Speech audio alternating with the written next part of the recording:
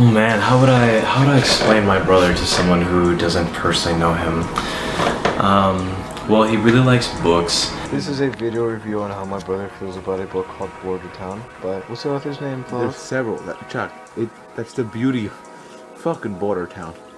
I remember I read the intro to like the author's note in the beginning, and basically Border Town was an idea that started in like the 80s of taking like the elves and the fairies of the old legends and just taking like throwing them into modern day culture, and it just evolved after that. And they came up with this place with this idea called Border Town, which is a town between the world of the fairies and our world. The stories don't end. They don't have a happy ending. They don't have a sad ending. The stories end with a new beginning for each character, and that's the end of the story. And you never hear about them again. That's the beauty of it. It's wonderful. It's sad. It's tragic and poetic, and it's just amazing. Each story is written by a different author who contributes a piece to Border Town. When I read it, I didn't read the last story for about a month because I didn't want it to be over. It's one of those books that changes you as a person, like not majorly but subtly. Like just it alters the way you look at things a little bit, which is what makes it such a damn good book. And he also really likes kind of some nerdier stuff. Look, yeah, Toonami's back. It's returned to us. The glory, the majesty, and it's good too. The original Toonami was on Saturday nights and it had to be like at least remotely kid friendly. Well, the last version. Originally there were 3 Toonamis: the Rising Sun Toonami and the Midnight Run. But the last one that was around had to be kind of kid friendly because it was on Saturday night cartoons. And not anymore. Like this is now on Adult Swim. It starts at like midnight and it doesn't end till like 5.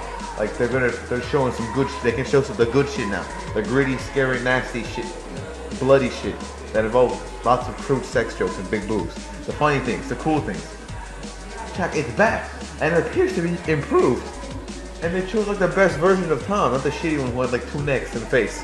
And he also really likes fish tanks. He loves fish tanks. Cartoons aren't as colorful as saltwater fish. CGI can't. This is what they try to do and they fail. The thing is alive. It looks fake.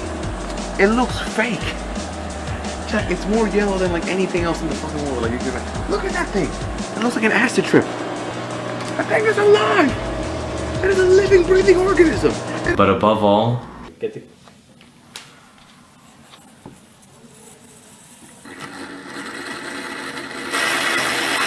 What the fuck is wrong? Oh shit!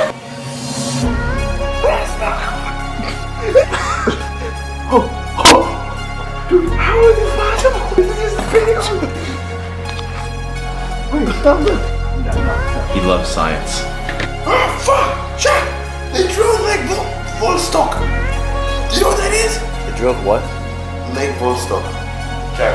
Antarctica is a big place, correct? No. See, what people don't understand, people forget is there's a very big difference between Antarctica and the Arctic. You know what that is? The size? No, not just that. The Arctic is just location? a big ass slab of ice. It's like 36 miles thick, but it's just ice. You can swim under. You can send a submarine underneath the Arctic ice cap. You know what I mean? Friends, horrendously dangerous, but it can be done. And also, shit lives down there. Crazy shit. Shit I don't even know about yet. Chuck, there's a fish down there. You know what they call it? The ice fish. I swear to God. It has antifreeze in its blood. Because it lives in the fucking Arctic Ocean. Like underneath the fucking ice. Chuck, there's squids. There's all kinds of invertebrates that live underneath the ice cap. And they're all crazy as hell. Because you see, the beauty of cold water is it holds more oxygen. So it can support bigger things and more life. So actually, it's even better than the reef. It's not as colorful as bitches, but it's bigger things live down there. But the Arctic is just a big ass slab of ice. Antarctica is a continent, a very large continent, under 2 miles of ice. Check, there's the mountain you see in Antarctica. That's after they cut off 2 miles of it. 2 miles of that shit is already under ice. 2 fucking miles of ice on that thing. It's a continent. Continents have lakes and water systems, and so do glaciers. And there's lakes in Antarctica that have been sealed off from the world to defroze over.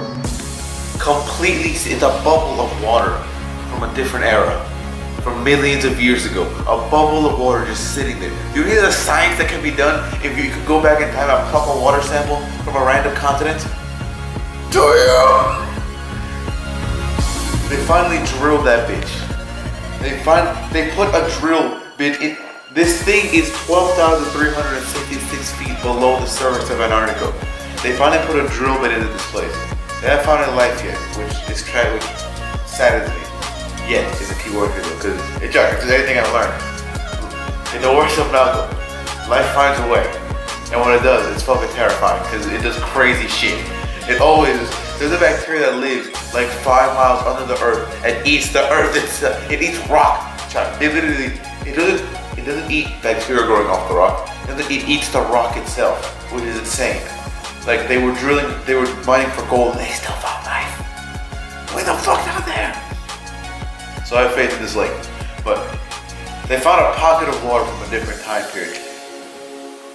Chuck, scientists have been able to examine rocks, fossilized pollen in rocks, and find out what the atmosphere was like back then, thanks to little tiny air bubbles trapped in the pollen. They have a whole fucking lake to work with now of prehistoric water. So they're gonna find some crazy shit, and I can't wait for it.